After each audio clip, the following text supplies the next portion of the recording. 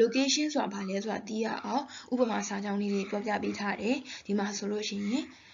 Yo estoy en la clase ကျွန်တော်ကစာသင်ခန်းထဲမှာရှိနေတယ်ဒါကသူကစာသင်ခန်းထဲမှာရှိနေတယ်ဆိုရယ် location ကိုပြောတာအဲ့ဒီအတွက်ကြောင့်မလို့သူက esta verb ကိုသုံးပေးထားတယ် yo estoy ဆိုပြီးတော့ဒါက esta verb ပေါ့နော်နောက်တစ်ခု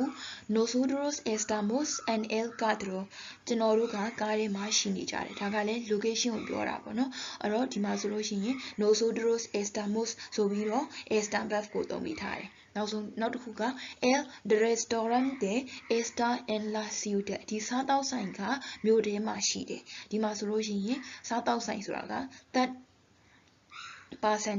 person မှာသုံးတဲ့ verb ကိုတွဲသုံးပေးထားတယ်ပေါ့နော်ဒါကတတ်မဲ့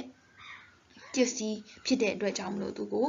that person ရဲ့ verb နဲ့တွဲသုံးပေးရတယ်အမြဲတမ်းလိုပဲဒီလိုပဲသုံးပေးရတယ်ပေါ့နော်အဲ့တော့ဒီမှာဆိုလို့ရှိရင် el restaurante está ဆိုပြီးတော့သုံးပေးထားတယ်ဒါကသူ့ရဲ့ location ကိုပြောတာဖြစ်တဲ့အတွက်ကြောင့်မလို့ esta verb ကိုသုံးပေးထားတယ်နောက်တစ်ခု ellas están en el baño သူတို့ကရေချိုးခန်းထဲမှာရှိနေတယ်ဒါကလည်း location ကိုပြောတာပဲအဲ့ဒီအတွက်ကြောင့်မလို့ ellas están ဆိုရဲ esta verb ကိုသုံးပေးထားတယ်နောက်ဆုံးတစ်ခုက estas tú en el hospital မင်းတို့ကဆေးရုံထဲမှာရှိနေတာလားလို့မေးတာဖြစ်တဲ့အတွက်ကြောင့်မလို့ estas tú ပေါ့နော်ဒါက question form အနေနဲ့သူ့ရဲ့ verb ကအရှိကိုထုတ်ရေးထားတာဖြစ်တဲ့အတွက်ကြောင့်မလို့ estas tú ဖြစ်သွားတယ်ပေါ့နော် tú estas ကို question form ပြောင်းလိုက်တော့ estas tú ဆိုပြီးတော့ပြောင်းရေးထားတာအဲ့တော့ location ကိုပြောတာဖြစ်တဲ့အတွက်ကြောင့်မလို့ esta verb ကိုသုံးပေးထားတယ် tú နဲ့တွဲသုံးရမယ့် verb ဖြစ်တဲ့အတွက်ကြောင့်မလို့ esta ကိုတွဲသုံးပေးထားတယ်ဒါက location နဲ့ပတ်သက်ပြီးတော့ဥပမာစာကြောင်းလေးတွေပြောပြပေးထားတာဖြစ်တယ်အဲ့တော့ help ဆိုတဲ့အကြောင်းအရာနဲ့ပတ်သက်ပြီးတော့ပြောပြရမယ်ဆိုလို့ရှိရင်ဒီမှာ yo estoy bien gracias သူနေကောင်းတယ်ကျေးဇူးတင်ပါတယ်ပေါ့ဒါမျိုးကနှုတ်ဆက်တဲ့အခါမှာတွေ့ရလေးရှိတယ်စကားအသွားအလာဖြစ်တယ်အဲ့တော့ဒီမှာဆိုလို့ရှိရင်လည်း help condition ကိုပြောပြပေးထားတာဖြစ်တဲ့အတွက်ကြောင့်မလို့သူက esta verb ကိုသုံးပေးထားတယ် yo estoy ဆိုပြီးတော့နောက်တစ်ခုက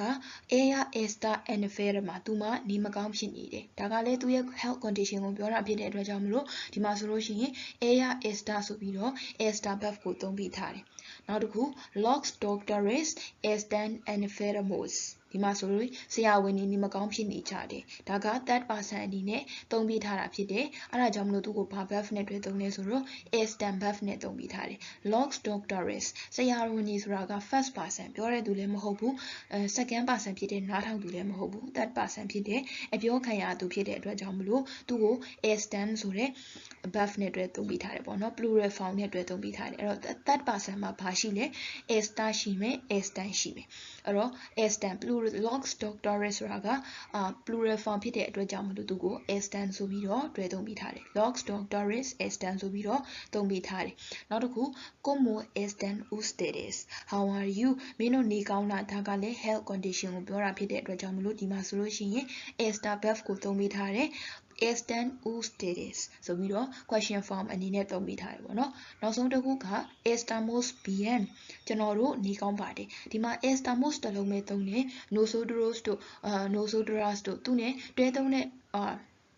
subject pronoun မပါလာဘူးပေါ့နော်အဲ့တော့ Spain မှာဆိုလို့ရှိရင်သူကဒီလိုမျိုး subject pronoun ကိုဖျောက်ပြီးရေးလာရှိတယ်ဘာဖြစ်လို့လဲဆိုတော့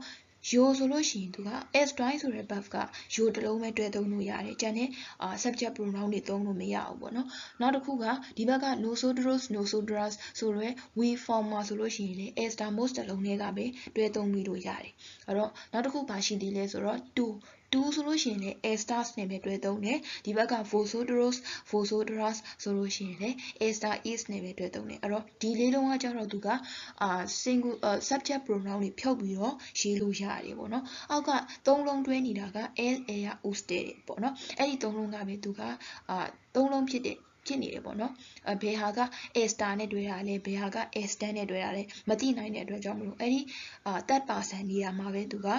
subject pronoun ကိုတွဲသုံးနေရှိတယ်အပေါ်က first person နဲ့ second person ကသူ့အတွက်တတိတသက်တွဲပေးထားတာဖြစ်တဲ့အတွက်ကြောင့်မလို့